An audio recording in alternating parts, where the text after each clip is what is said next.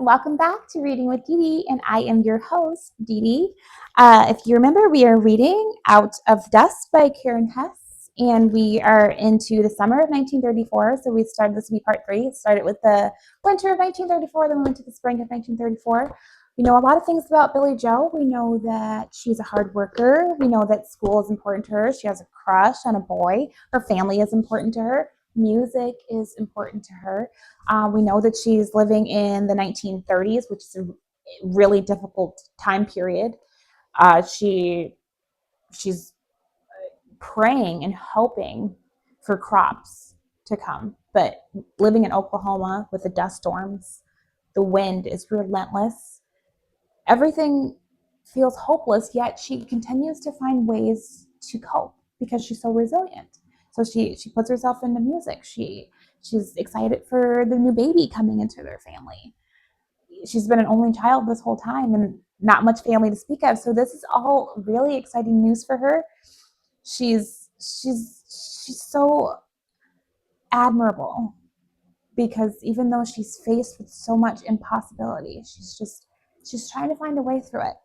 So let us figure out what goes on in the summer of 1934 for Billie Jo.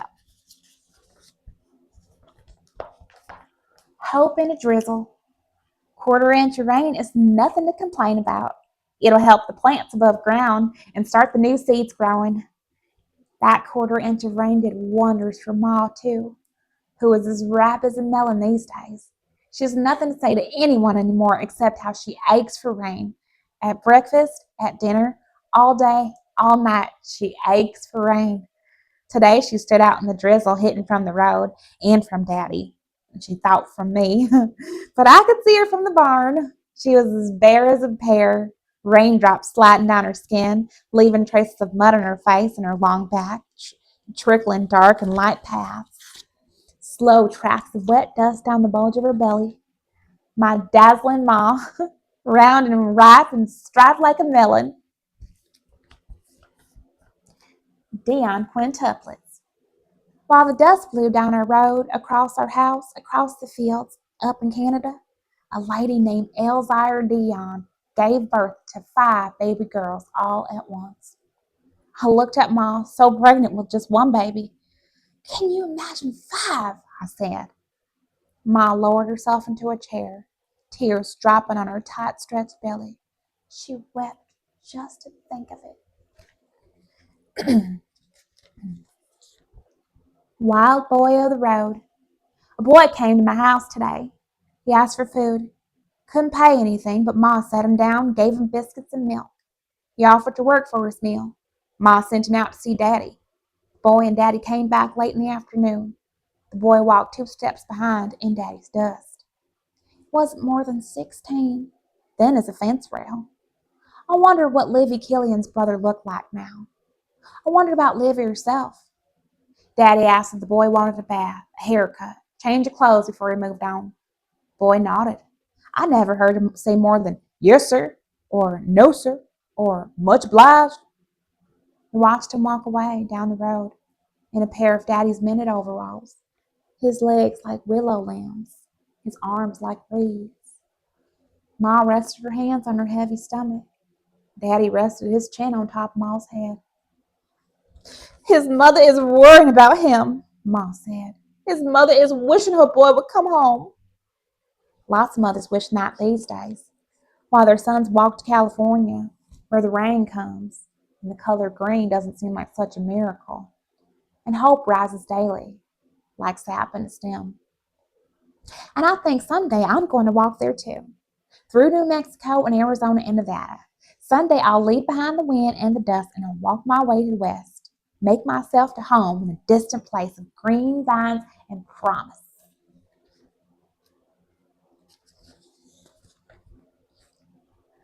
The accident. I got burned. Bad. Daddy put a pail of kerosene next to the stove, and Ma, fixing breakfast, thinking the pail was filled with water, lifted it to make Daddy's coffee. Poured it. But instead of making coffee, Ma made a rope of fire. It rose up from the stove to the pail, and the kerosene burst into flames. Ma ran across the kitchen out the porch door, screaming for Daddy. I tore after her. Then, thinking about that burning pail left in that bone dry kitchen, I flew back and I grabbed it, throwing it out the door. See, I didn't know Mom wasn't coming back, but Mom was coming back. The flame and oil splashed onto her apron, and suddenly my Ma was a column of fire. I pushed her to the ground, desperate to save her, desperate to save the baby.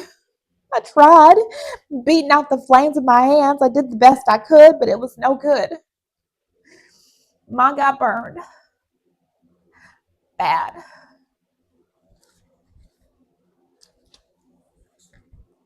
Burns. At first, I felt no pain, only heat. I thought I might be swallowed by the heat, like the witch and Hansel and Gretel. Nothing would be left of me. Someone brought Doc Rice. He tended to Ma first and then to me. The doctor cut away the skin on my hands.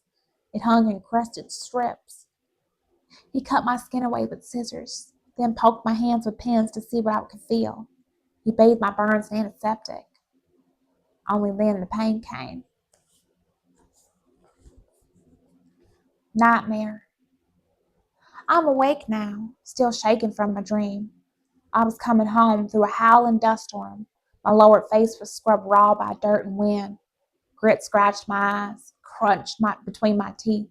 Sand chafed inside my clothes, against my skin. Dust crept inside my ears and up my nose and down my throat. I shuddered, nasty with dust. In the house, dust blew through the cracks in the walls that covered the floorboards, heaped against the doors. It floated in the air everywhere. I didn't care about anyone, anything, only the piano. I searched for it, found it under a mound of dust. I was angry at Ma for letting the dust in. I cleaned off the keys, but when I played, a tortured sound came from the piano. Like someone striking. I hit the keys with my fist. The piano broke into 100 pieces. Daddy called to me. He asked me to bring water. Mom was thirsty. Brought up a pail of fire and Ma drank it. She had given birth to a baby of flames. The baby burned at her side. I ran away to the Eaton's farm. The house had been tractored out, tipped off its foundation. No one could live there. Everywhere I looked were dunes of rippled dust. The winds roared like fire. The door to the house swung open, and there was dust inside, several feet deep. And there was a piano. The bench was gone, right through the floor. The piano leaned toward me. I stood and played. The relief I felt to hear the sound of music after the sound of the piano at the house. I dragged the Eaton's piano through the dust to our house. But when I got there, I couldn't play. I had swollen lumps for hands. They dripped a sickly pus. It swung stupidly from my wrists. It stung with pain. And when I woke up, the part about my hands was real.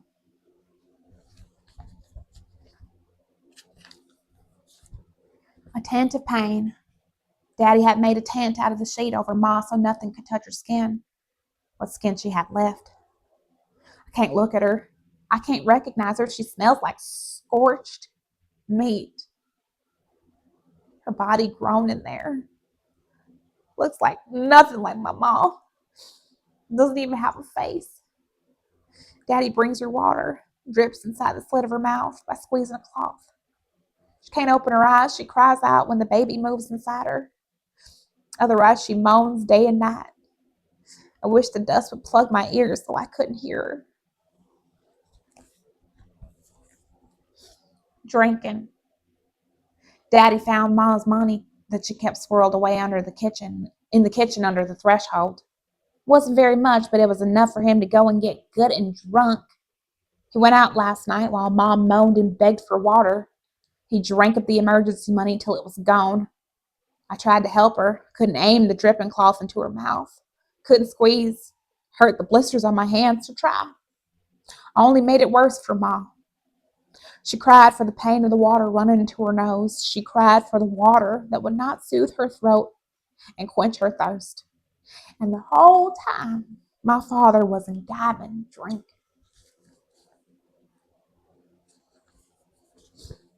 Devoured. Doc sent me outside to get water. The day was so hot. The house was so hot. As I came out the door, I saw the cloud descending. It whirred like 1,000 engines, shifted shape as it came and it settled first over Daddy's wheat. Grasshoppers, eating tassels, leaves, stalks, and coming closer to the house, eating Ma's garden, fence posts, laundry on the line, and then the grasshoppers came right after me, descending on Ma's apple tree. I climbed into the trees, opening the scabs on my tender hands, grasshoppers clinging to me. I tried beating them away, but the grasshoppers ate every leaf. They ate every piece of fruit. Nothing left but a couple apple cores hanging from Ma's trees. I couldn't tell her. Couldn't bring myself to say her apples were gone. I never had a chance. Ma died that day, giving birth to my brother.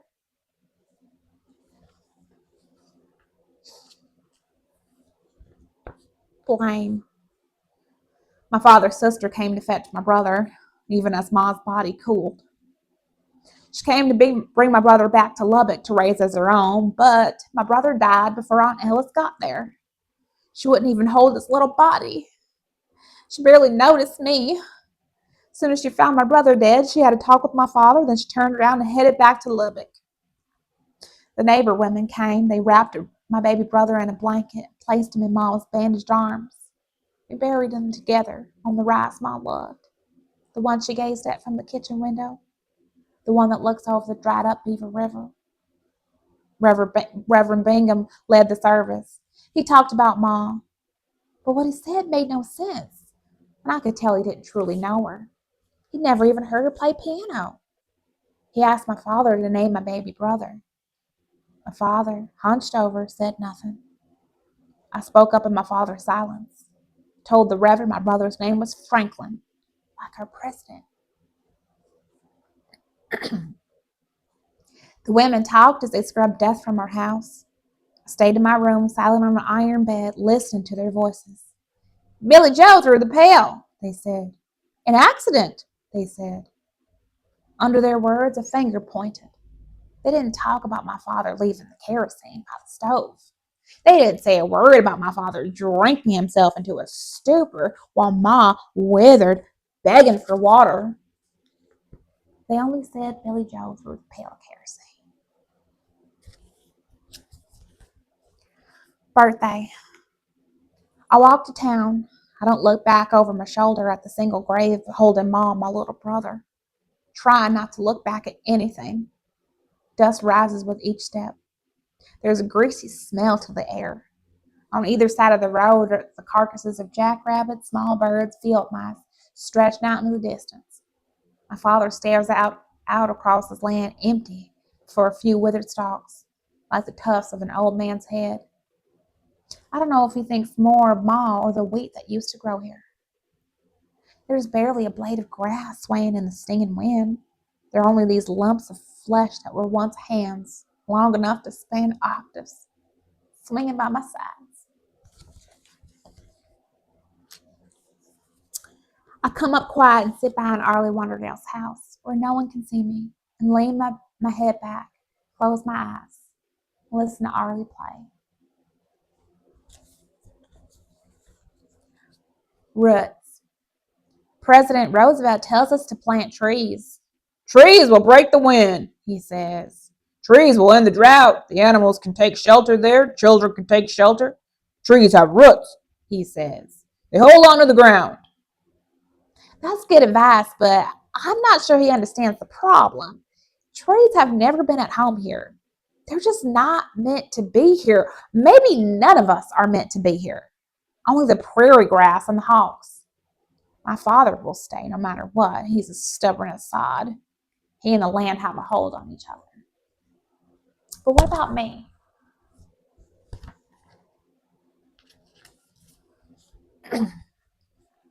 The empty spaces. I don't know my father anymore. He sits across from me. He looks like my father. He chews his food like my father. He brushes his dusty hair back like my father, but he is a stranger. I'm awkward with him, and I'm irritated, and I want to be alone, but I'm terrified of being alone. We are both changing. We're shifting to filling the empty spaces left by Mom. I keep my raw and stinging hands behind my back when he comes near, because he stares when he sees them. The hole, the heat from the cook stove hurts my burns, and the salt and the water and the dust hurt too. I spend all my time in pain, and my father spends his time outside of the house digging a hole 40 feet by 60 feet, 6 feet deep. I think he's digging the pond to feed off the windmill, the one that Ma wanted, but he doesn't say, he just digs. He sends me to the train yard to gather boards that were once boxcars but now are junk. I bring them back, careful of the scabs and the raw sores on my bare hands. I don't know what he needs boards for, but he doesn't tell me. When he's not in the hole digging, he works on the windmill, replacing the parts that kept it from turning. People stop by and watch. They think my father is crazy, digging such a big hole. I think he's crazy too. The water will seep back into the earth, never stay put in an old pond. My father has thought through all that, and he's digging anyway. I think to tell Ma about it, but then I remember. I can almost forgive him for taking Ma's money. I can almost forgive him for that night in Guyman getting drunk. But as long as I live, I can't forgive him that pail of kerosene left by the stove. Kilauea. A volcano erupted in Hawaii. Kilauea. Threw huge chunks into the air. The ground shook, and smoke choked everything in its path. Sounds a little like a dust storm. Boxes. My closet are 2 boxes. Gatherings of my life, papers, school drawings, a broken hairpin, a dress from my baby days, a first lock of hair, a tiny basket woven from prairie grass, a doll with china head, a pink ball, 3 dozen marbles, a fan from Baxter's funeral home, my baby teeth in a glass jar, a torn map of the world, 2 candy wrappers, 1,000 things I haven't looked at in years.